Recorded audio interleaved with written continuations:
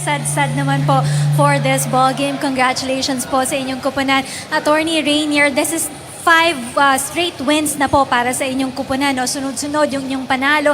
Ibang-iba po ito dun sa nilaro nyo last season. No? Ano po ang kagandahan ng Ombudsman team for this year? Bale, mas mahaba yung preparations namin. Tapos, nagkakaroon kami ng 2 to 3 practices per week. Na nabago rin yung coach. So, nagkaroon ng chemistry yung mga play na binibigay sa amin. Nagkataon na kaya namin naman i-execute. And hopefully, tuloy-tuloy itong pag-click nyo with Coach Danny Florano. One last question is that your last game on this first round of games will be against the GSIS. Nalagpasan nyo na ang kupunan ng Senate, ang PNP at ang madumong laban nyo kontra sa BJMP.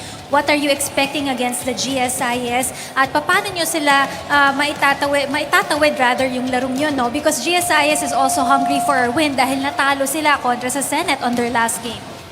Bali, hinihintay pa namin yung mga plans ni coach kung anong play ang gagawin namin. Pero definitely, tuloy-tuloy pa rin kung ano yung play na ginagawa namin this season.